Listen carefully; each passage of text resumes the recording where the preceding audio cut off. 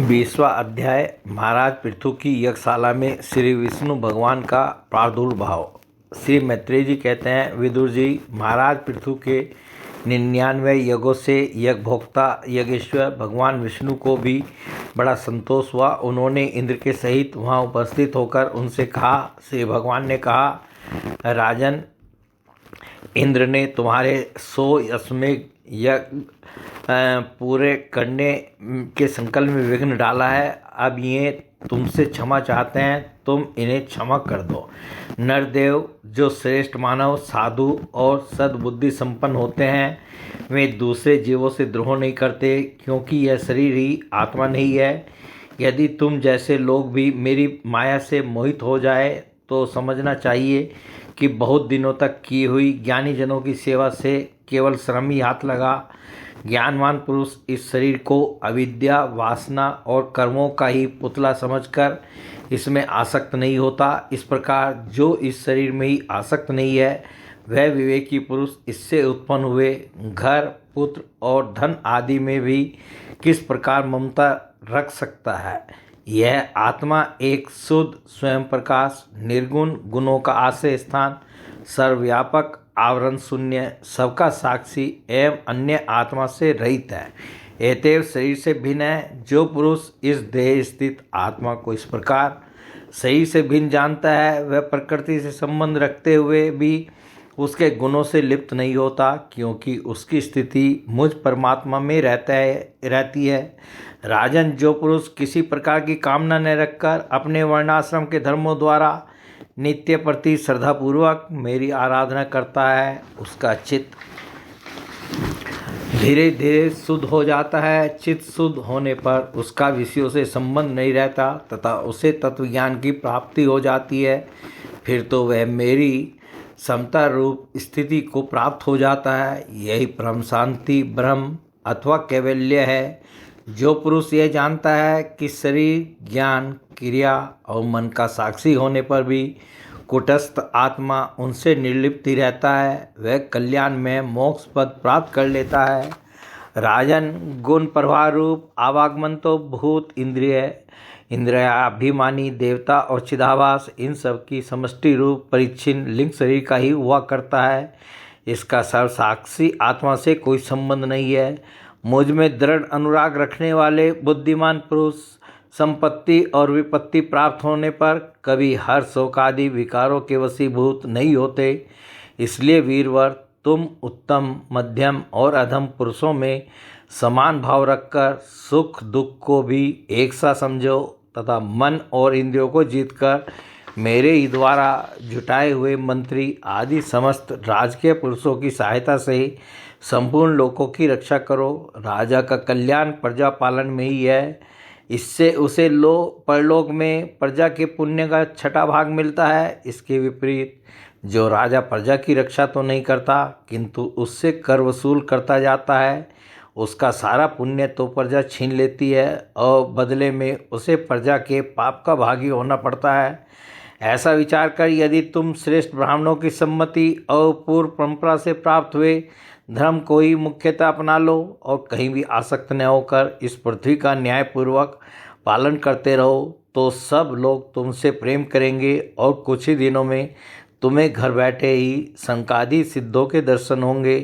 राजन, तुम्हारे गुणों ने और स्वभाव ने मुझको वश में कर लिया है, अतः तुम्हें जो इच्छा हो मुझसे वर मांग लो। उन क्षमा आदि गुणों से रहित यज्ञ, तप अथवा योग के द्वारा मुझको पाना सरल नहीं है।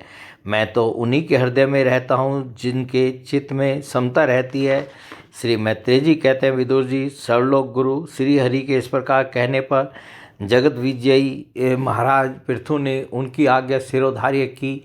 देवराज इंद्र अपने कर्म से लज्जित होकर उनके चरणों पर गिरना ही चाहते थे कि राजा ने उन्हें प्रेमपूर्वक हृदय से लगा लिया और मनोमालिन्य निकाल दिया। फिर महाराज पृथु ने विश्वात्मा भक्तवत्सल भगवान का पूजन किया और क्षण क्षण में उमड़ते हुए भक्ति भाव में निमग्न होकर प्रभु के चरण कमल पकड़ लिए। श्री हरि वहाँ से जाना चाहते थे, किंतु पृथु के प्रति जो उनका वात्सल्य भाव था उसने उन्हें रोक लिया। वे अपने कमल दल के समान नेत्रों से उनकी ओर देखते ही रह गए। वहाँ से जा न सके। आदिराज महाराज पृथु भी नेत्रों में जल भर आने के कारण न तो भगवान का दर्शन ही कर सके और न तो कंठ गदगद हो जाने से कुछ बोल ही सके। उन्हें हृदय से आलिंगन कर पकड़े रहे और हाथ जोड़े ज्यों के त्यों खड़े रह गए। प्रभु अपने चरण कमलों से पृथ्वी को स्पर्श किए खड़े थे। उनका कर अग्रभाग गरुड़ जी के ऊंचे कंधे पर रखा हुआ था। महाराज पृथु नेत्रों के आंसू पहुँचकर अतृप्त दृष्टि से उनकी ओर देखते हुए इस प्रकार कहने लगे।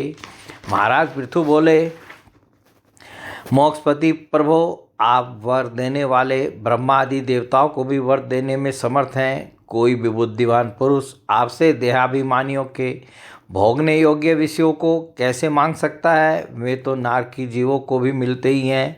अतः मैं इन तुच्छ विषयों को आपसे नहीं मांगता। मुझे तो उस मोक्ष पद की भी इच्छा नहीं है जिसमें महापुरुषों के हृदय से उनके मुख द्वारा निकला हुआ आपके चरण कमलों का मकरंद नहीं है, जहाँ आपकी कीर्ति कथा सुनने का सुख नहीं मिलता। इसलिए मेरी तो यही प्रार्थना है कि आप मुझे 10,000 कान दे दीजिए, जिनसे मैं आपके लीला गुणों को सुनता ही रहूं। पुण्य कीर्ति प्रभु, आपके चरण कमल मकरंद रूपी अमृत कणों को लेकर महापुरुषों के मुख से जो वायु निकलती है, उसी में इतनी शक्ति होती है कि वह तत्व को भूले हुए हम कुयोगियों को पुनः तत्व ज्ञान करा देती है। अतएव हमें दूसरे वरों की कोई आवश्यकता नहीं है। उत्तम कीर्ति वाले प्रभु, सत्संग में आपके मंगल में सुयश को दैवश एक बार भी सुन लेने पर कोई पशु बुद्धि पुरुष भले ही तृप्त हो जाए, गुणग्राही उसे कैसे छोड़ सकता है?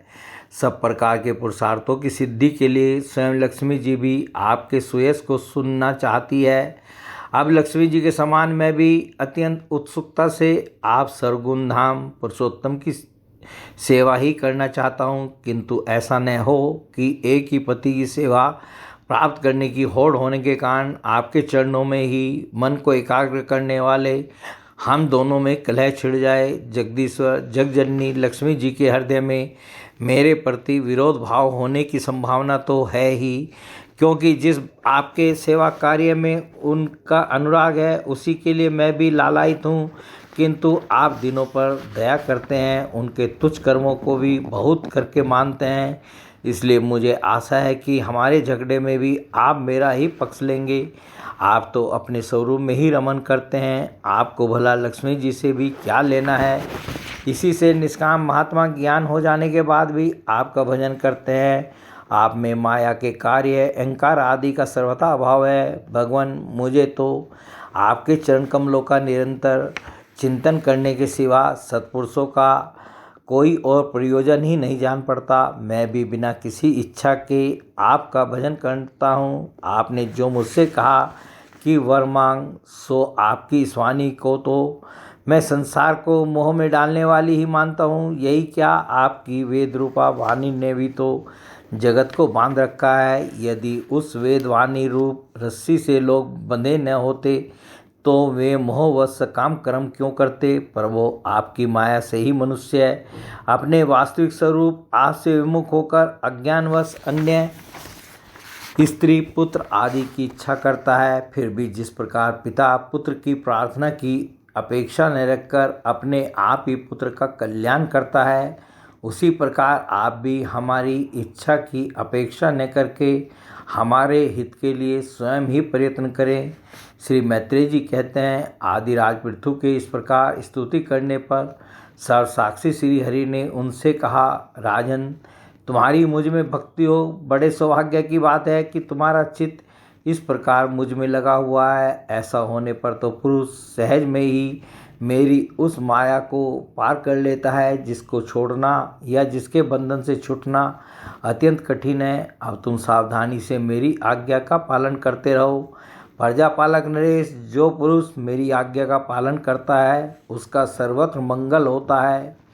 श्री मैत्रेय जी कहते हैं, विदुर जी, इस प्रकार भगवान ने राजऋषि पृथु के सार गर्भित वचनों का आदर किया। फिर पृथु ने उनकी पूजा की और प्रभु उन पर सब प्रकार कृपा कर वहाँ से चलने को तैयार हुए। महाराज पृथु ने वहाँ जो देवता, ऋषि, पितर, गंधर्व, सिद्ध, चारण, नाग, किन्नर, अप्सरा, मनुष्य और पक्षी आदि अनेक प्रकार के प्राणी एवं भगवान के पार्षद आए थे। उन सभी का भगवत बुद्धि से भक्तिपूर्वक वाणी और धन के द्वारा हाथ जोड़कर पूजन किया। इसके बाद में सब अपने अपने स्थानों को चले गए।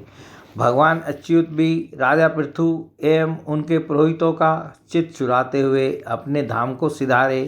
तदनंतर अपना स्वरूप दिखाकर अंतर्ध्यान हुए। अव्यक्त स्वरूप देवादिदेव भगवान को नमस्कार करके राजा पृथु भी अपनी राजधानी में चले आए। बोले भगवान श्री कृष्ण की जय।